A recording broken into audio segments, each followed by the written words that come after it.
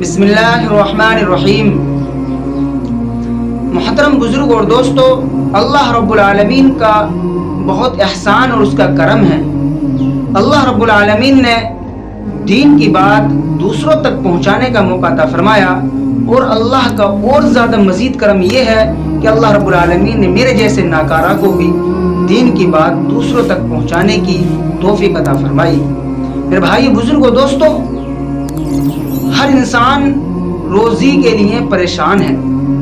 ہر انسان چاہتا ہے کہ میرا کاروبار اچھا ہو جائے، ہر انسان چاہتا ہے کہ میری روزی میں برکت ہو جائے، لیکن بندہ یہ نہیں چاہتا کہ روزی جو میں کما رہا ہوں وہ حرام ہے یا حلال ہے۔ بندہ یہ فکر نہیں کرتا کہ میری جو روزی ہے یہ حرام ہے یا حلال ہے۔ بھائی بزرگ و دوستو، ہم میں سے ہر ایک یہ چاہتا ہے کہ مجھے زیادہ سے زیادہ روزی مل جائے۔ بہت اچھی بات ہے، کوشش کرنی چاہیے، محنت کرنی چاہیے، لیکن حلال طریقہ ہو، حلال روزی ہو تو اس کا کمانا بھی ثواب سے خالی نہیں ہے، اور اس کا کما کر کھانا اور اپنے بچوں پر خرچ کرنا یہ بھی ثواب سے خالی نہیں ہے۔ اس لیے میرے بھائی بزرگ و دوستو، میرے بہت سے دوست ہیں، میرے بہت سارے یار ہیں، اور میرے بہت سے عزیز و اقارب ہیں، سب کاروباری لائن سے پریشان حال سے نظر آتے ہیں۔ آج ہم نے سوچا جو ہمارے پیارے بھائی کاروباری لائن سے، روزگار سے، روزی سے پریشان حال ہیں، ان کے لیے ایک آج ایسی دعا بتا دیں جن سے اللہ رب العالمین ان کی روزی میں اضافہ فرما دے گا۔ اس لیے میرے بھائی بزرگ و دوستو، پہلے تو ہم یہ سوچ لیں کہ ہمارا جو طریقہ کار ہے، ہم جو کر رہے ہیں یہ حرام یا حلال ہے۔ سب سے پہلے کیونکہ ہم یہ سوچیں حرام کمائی کو اللہ کے نام سے شروع کر کے کمائیں گے تو وہ حلال ہو جائے گی، ایسا نہیں ہے۔ میرے بھائی بزرگ و دوستو، اگر کوئی آدمی یہ سوچے چوری کے مال کو بسم اللہ پڑھ کے کھاؤں گا تو وہ حلال ہو جائے گا، ایسا نہیں ہے۔ وہ میرے بھائی بزرگ و دوستو، وہ ہمیشہ حرام ہی رہے گا۔ اس لیے اگر ہم اپنی روزی میں برکت چاہتے ہیں تو طریقہ ہمیں حلال ڈھونڈنا چاہیے، طریقہ ہمیں حلال ڈھونڈنا چاہیے۔ اگر ہم طریقہ حلال ڈھونڈیں گے، اللہ رب العالمین ہماری مدد فرمائے گا۔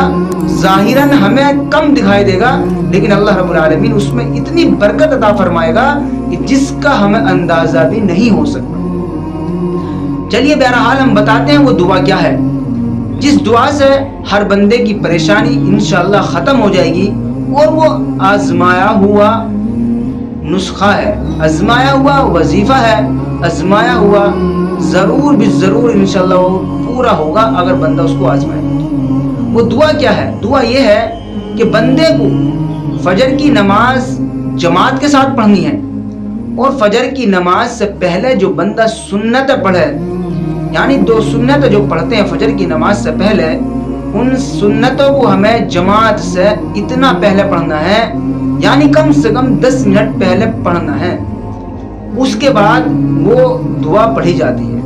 یعنی اگر ہم مسجد گئے، ہم نے دیکھا نماز میں 15 منٹ ہے، ہم نے 5 منٹ میں سنتیں پڑھ لی، اس کے بعد ہمیں بیٹھے بیٹھے اپنی جگہ پر اس دعا کا اہتمام کرنا ہے۔